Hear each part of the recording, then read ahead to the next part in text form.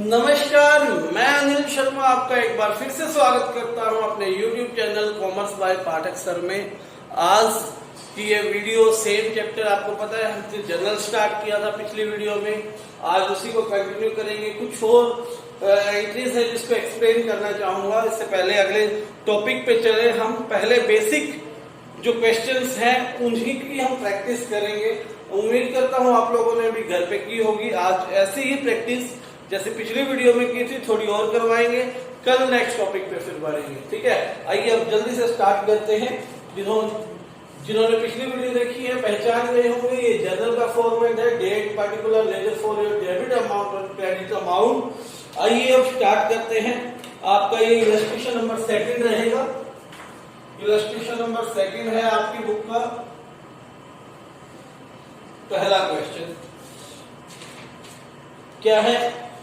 Sold goods. अब ये है आपकी यशराज एंड सन्स, तो यहां लिख सकते हैं journal of Yashraj and sons, Yashraj and sons. उसके बाद स्टार्ट करते हैं क्वेश्चन। सबसे पहले डेट 2018 अप्रैल 7 को पहले ट्रांजेक्शन इसने दी है हमें। 2018 अप्रैल 7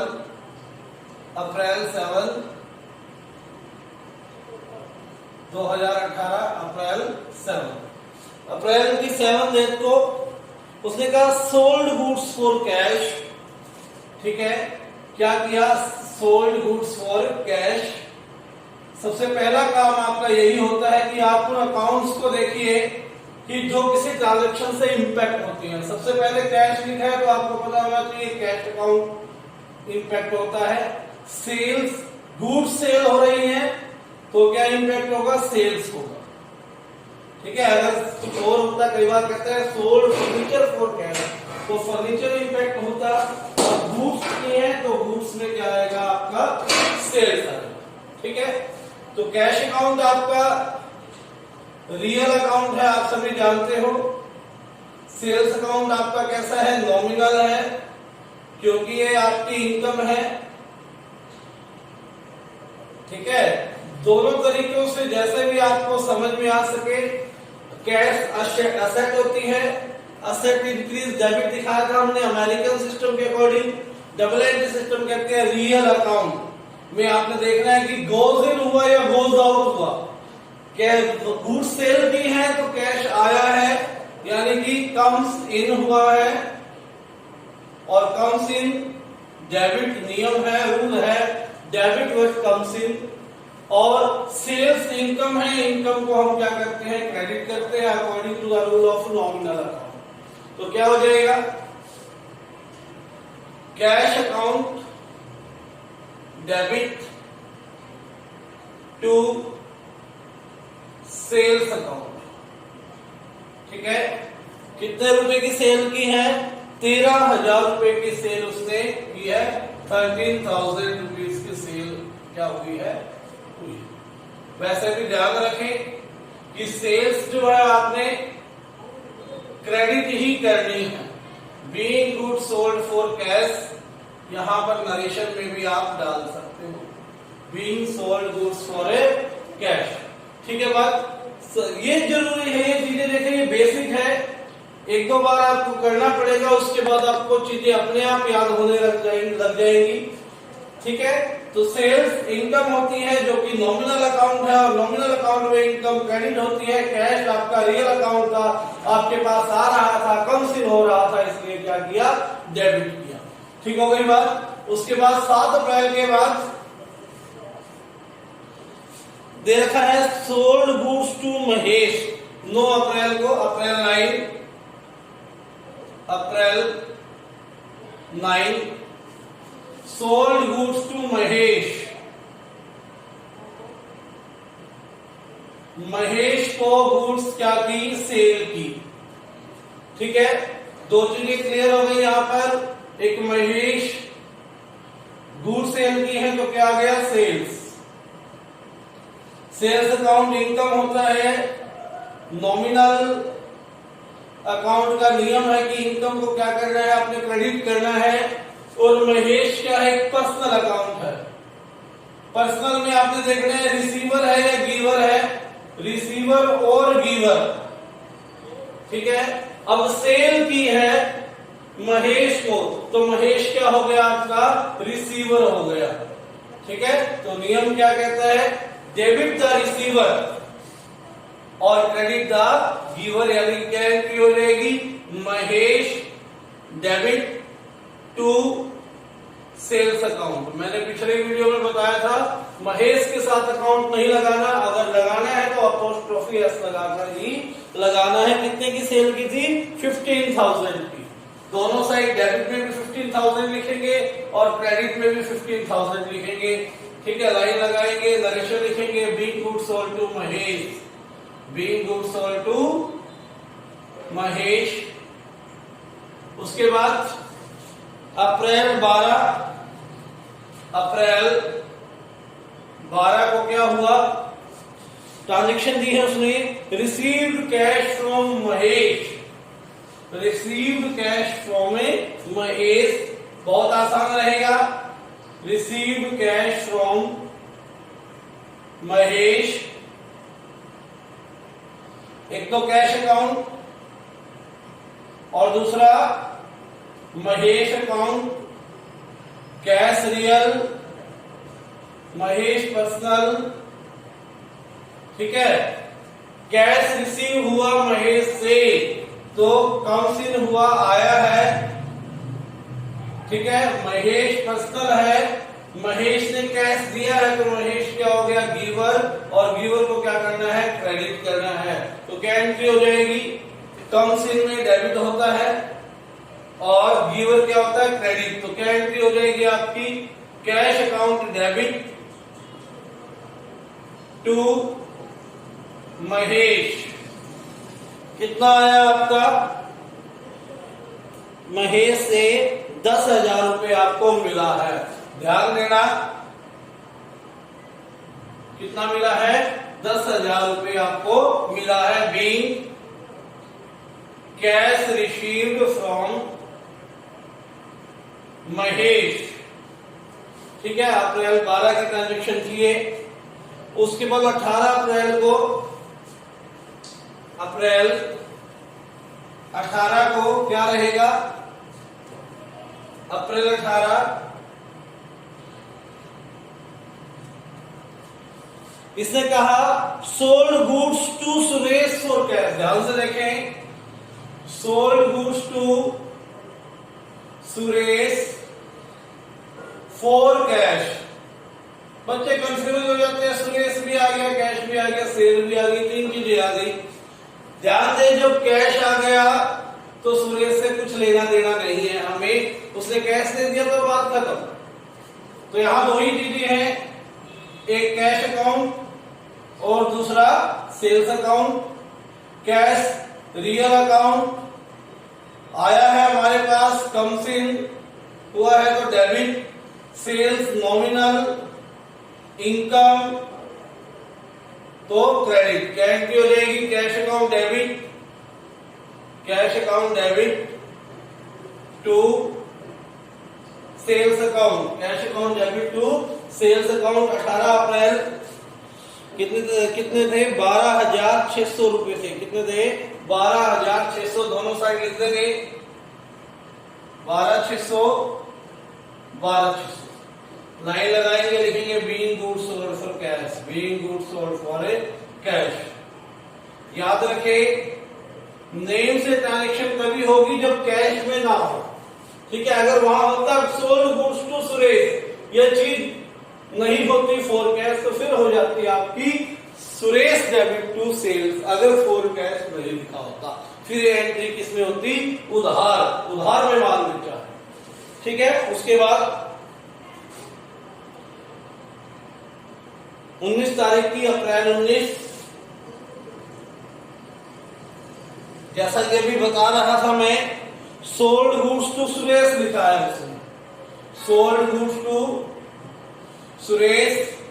सुरेश को क्या किया, गुड्स सेल की, तो सिंपल सुरेश और सेल्स, दो चीजें इंपैक्ट हो रही है। सुरेश आपका पर्सनल अकाउंट, देखो उसको रिसीव हो रहा है या वो दे रहा है, रिसीव हो रहा है तो डेबिट, गिव कर रहा है तो credit. Sold goods to Suresh, Suresh को बेचा है तो सुरेश क्या कर रहा है, रिसीव कर रहा है। रिसीवर क्या होता है, डेबिट होता है। सेल्स अकाउंट क्या है, नॉमिनल इनकम क्रेडिट। अब तो याद हो जाना चाहिए, कई बार हो गया ना सेल्स, सेल्स जो है क्या हो रही है, हर बार क्रेडिट हो रही है, तो क्रेडिट हो जाएगी। अब सुरेश डेबिट, अकाउंट नहीं लगेगा इस पे, Suresh debit to sales account. कितना, ये है आपका 7,000। उसके बाद अप्रैल 19 के बाद रहेगी अप्रैल 24,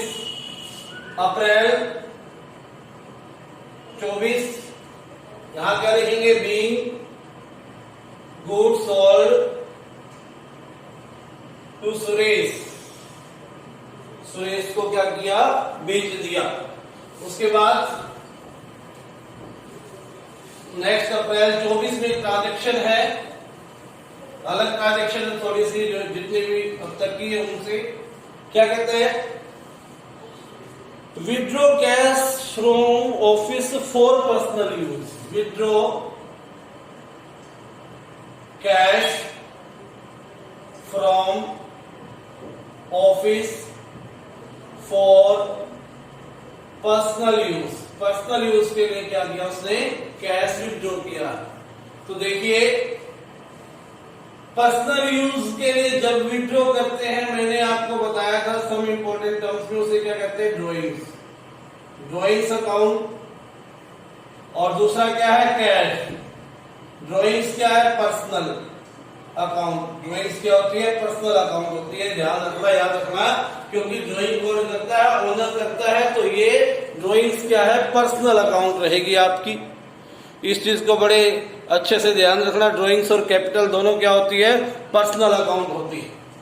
तो कैश, रियल, ड्रॉइंग्स में पर्सनल में क्या देखोगे, रिसीवर है या गिवर। अब ड्राइंग में जो पर्सनल ओनर क्या है, रिसीवर है, ठीक है। ड्राइंग्स में ड्राइंग के द्वारा निकाल रहा है, पैसे किसके पास आ रहे, मालिक के पास, तो रिसीवर है, तो इसका मतलब ड्राइंग रिसीवर कर रहा है तो डेबिट हो जाएगी। वैसे भी याद रखना, ड्राइंग्स को हमेशा डेबिट करना है, ड्राइंग्स अकाउंट डेबिट। अब कैश क्या हो जाएगा, रियल अकाउंट है, बिजनेस से तो जा रहा है ना, कैश गोज आउट हो रहा है, कहीं भी जा रहा है, बिजनेस से जा रहा है, ठीक है। मालिक के पास गया तो कैश बिजनेस से तो क्या गया, क्योंकि अकाउंट जो बनाते हैं तो मालिक और दुकान दोनों अलग अलग, आमने सामने, मालिक दुकान को भी दे सकता है और दुकान मालिक को। तो ये जो ट्रांजैक्शन है, दुकान ने, फर्म ने अपने मालिक को दिया, तो कैश तो गया हमारे पास से, तो क्या हो जाएगा, टू कैश अकाउंट, ठीक है। विड्रू फॉर पर्सनल यूज, कितना निकाला है उसने, 24 अप्रैल को 2,500 रुपए निकाला है, 2500, ठीक है बात। उसके बाद 29 तारीख को अप्रैल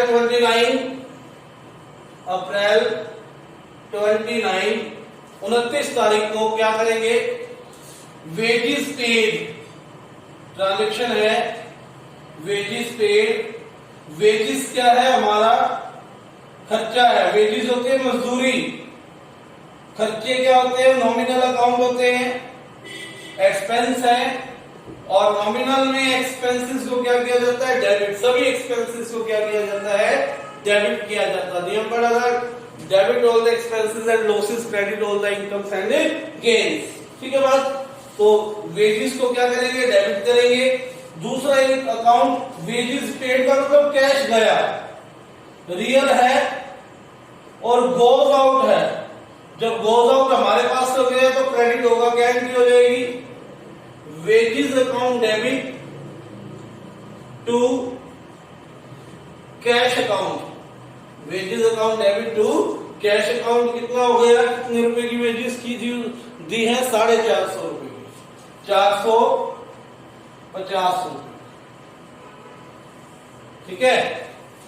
अब नीचे जैसे जगह नहीं रही, ऐसे ही आपका भी पेज खत्म हो सकता है, तो ऐसा नहीं है सीधा अगले पेज पे स्टार्ट कर दो। पिछले पेज पे जहां पेज खत्म हुआ वहां लिखो बैलेंस सीडी, बैलेंस सीडी, क्योंकि सवाल अभी खत्म नहीं हुआ था। तो बैलेंस सीडी में क्या करेंगे, टोटल करेंगे 13, 15, 28, 10, 38, 38, 40, 10, 50, 57 और 2, 59,500, 60,100, 60,100, 60,550 आ गया यहाँ तक का टोटल। बैलेंस शीट लिख के यहाँ लिख देंगे 60,550। और जैसे ही आप अगले पेज पे जाते हो, क्योंकि अगले पेज पे सवाल को पूरा करना है ना, तो यहां सबसे पहले क्या लिखोगे, बैलेंस सीडी को बैलेंस ब्रोट डाउन। ठीक है, बैलेंस ब्रोट डाउन, क्योंकि ये बैलेंस आप पिछले पेज से लेकर आए हो, ऐसा लिखना जरूरी है। डायरेक्ट स्टार्ट नहीं करोगे, ध्यान रखना इस बात का। ठीक है, आपकी बुक्स में भी ऐसा ही मिलेगा, आपने भी ऐसा ही करना है। जो पिछले पेज का टोटल आया आपका वो बैलेंस सीडी है, और टोटल तब तक नहीं होगा फाइनल सवाल का जब तक आपका सम कंप्लीटेड नहीं हो जाता। अभी सम अधूरा था, पेज मेरा खत्म हो गया, तो बैलेंस सीडी मैंने यहां पर लिख दिया। उसके बाद अप्रैल 29 के बाद 30 अप्रैल को अप्रैल 30 पहले बैलेंस सीडी लिखेंगे, 60,550 आ गया था हमारा। ठीक है, उसके बाद अप्रैल 30 को क्या हुआ, अप्रैल 30 को अगली ट्रांजेक्शन उसने दे रखी है हमें कि पेड सैलरी टू गोपाल। ये बहुत कंफ्यूजन में रहती है बच्चों को, बहुत आसान है। पेड सैलरी टू गोपाल, ये गोपाल कंफ्यूजन करता है।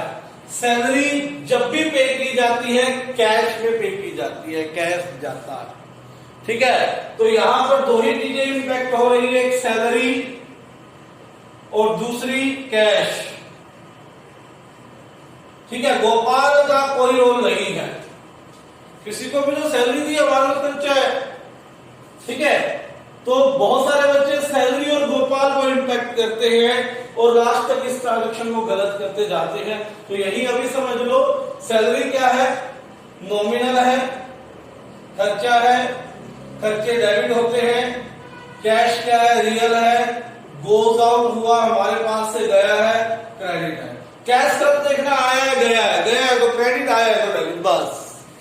ठीक है, सैलरी खर्चा है तो क्या हो जाएगा, salary account debit to cash account. कितना हो गया, ये थी ट्रांजेक्शन आपकी 1200 रुपए की, 1200 being salary paid. Last transaction है सम की 30 तारीख अप्रैल 30, कमीशन रिसीव्ड, ध्यान देना, कमीशन रिसीव, कमीशन मिली है जी। कमीशन जब हमें मिलती है, commission receive, rent receive, sale के अलावा जो भी पैसा हमें मिल रहा है किसी न किसी इनकम की तरह है। तो यहां पर क्या हो जाएगा, एक तो कमीशन रिसीव्ड अकाउंट होगा, कमीशन रिसीव्ड अकाउंट। ठीक है, जब मिलती है तो रिसीव लिखना है साथ में, और जब पे करते हैं तो कमीशन पेड लिखना है, ताकि क्लियर हो जाए। कमीशन रिसीव्ड अकाउंट हो गया एक तो, और दूसरा क्या हो गया, कैश अकाउंट। कमीशन मिली है यानी कि कैश आया है, कम्स इन हुआ तो डेबिट। कमीशन रिसीव्ड हमारे लिए इनकम है, नॉमिनल अकाउंट है, और इनकम में नॉमिनल में क्या करते हैं, क्रेडिट, तो क्या एंट्री हो जाएगी, cash account debit to commission received. ठीक है, कितना 200 रुपए 200 लास्ट में टोटल कर देना है। यहां लिख देंगे टोटल कितना हो जाएगा 60 और 61 750 61,950 61,950 61,950 रुपए क्या हो गया आपका टोटल हो गया। ठीक हो गई बात। तो ये क्वेश्चन था आपका क्वेश्चन नंबर 2, उसकी एक्सप्लेनेशन भी करवाई मैंने और आपको साथ में ये भी बताया कि क्वेश्चन कैसे करना है। ठीक है, तो अब आपने 3rd क्वेश्चन अपने आप करना है। ठीक है, क्वेश्चन नंबर 3 पहले 3 क्वेश्चंस आपकी कॉपी में सोल्व हो जाने चाहिए कल। ठीक है, जिनके पास बुक नहीं है वो कोई इश्यू नहीं है, मैं आपको हर रोज क्या करता हूँ क्वेश्चंस की फोटो भेज देता हूँ आपके व्हाट्सएप ग्रुप में। ठीक है बात। इसके अलावा इस चैनल को सब्सक्राइब करो बेटे, जितने भी आपके फ्रेंड सर्कल में सबको शेयर कर सकते हो आप इसको, और वीडियो को लाइक कर दिया करो। और अच्छी बात यह है कि हमारे सब्सक्राइबर्स 19 दिन में 300 हो चुके हैं।